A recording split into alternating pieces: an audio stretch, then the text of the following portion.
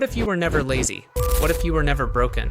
What if everything you've been told about yourself, the forgetfulness, the chaos, the constant feeling of being behind, what if it was never about discipline at all?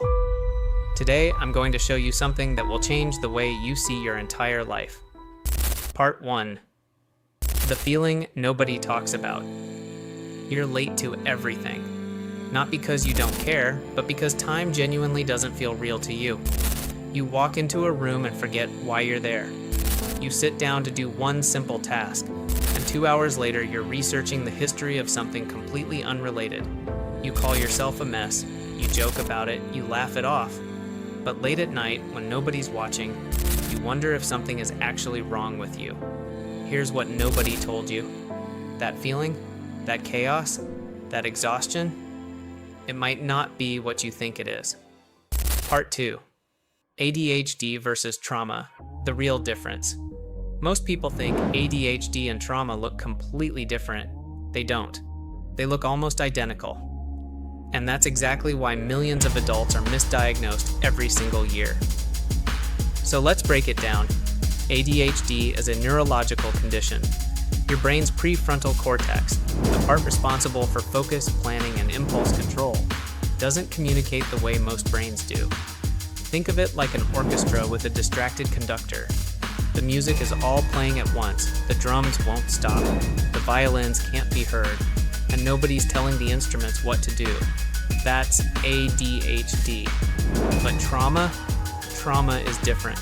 Trauma happens when something so overwhelming occurs that your brain rewires itself just to keep you alive. Your nervous system gets stuck in survival mode.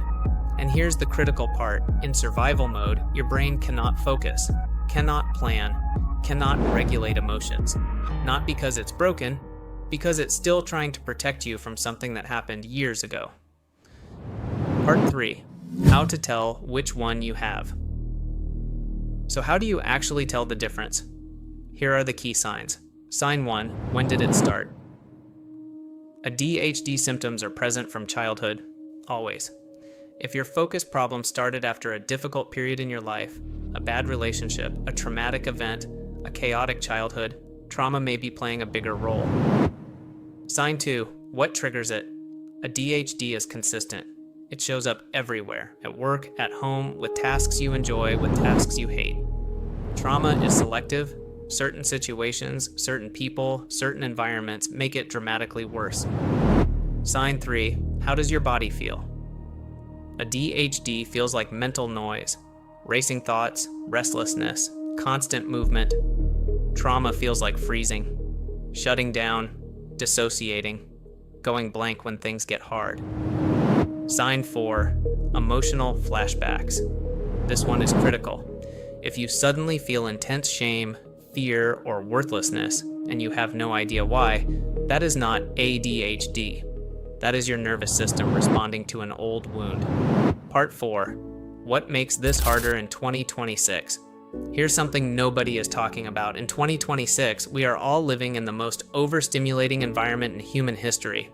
The average person checks their phone 96 times a day. Social media algorithms are specifically designed to trigger your stress response, to keep you scrolling, to keep you reacting. And here's the dangerous part. Chronic overstimulation mimics ADHD. When your nervous system is constantly bombarded, constantly switching, constantly reacting, it starts to look exactly like attention deficit.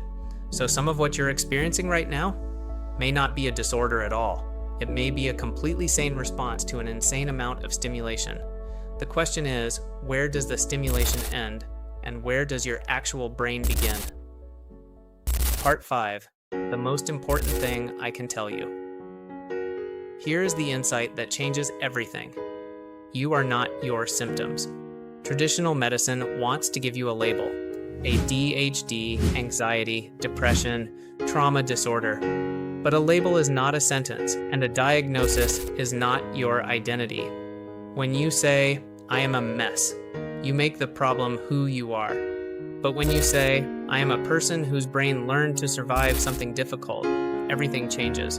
Because survival is not failure, survival is strength. Your scattered attention, your hypervigilance, your emotional intensity, these were not weaknesses. They were the exact tools your brain built to keep you alive. The work now is teaching your brain that you are safe, that the danger is over, that it can finally rest. Part 6. 4 things that actually help. Number 1. Get an accurate assessment. ADHD and trauma require different treatment approaches. Getting properly assessed by someone who understands both is the most important first step you can take. Number 2.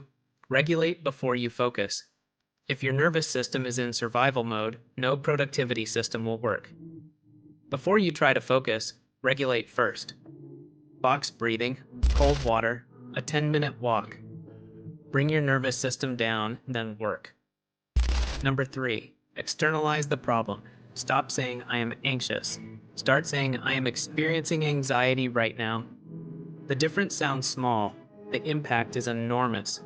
When you separate yourself from the symptom, you stop becoming it. Number 4. Reduce the noise. Your brain cannot heal in constant stimulation. 1 hour a day, no phone, no notifications, no content. Just you and your own thoughts. This is not a luxury. For a dysregulated brain, this is medicine. So let me ask you something. What if the most radical thing you could do right now is stop calling yourself broken? Because you were never broken. You were responding, adapting, surviving. And now, for the first time, you have the tools to do more than survive. If this video finally made something click, hit subscribe. Every week, we break down exactly how the ADHD brain works and give you real tools to finally understand yourself. Share this with someone who needs to hear it.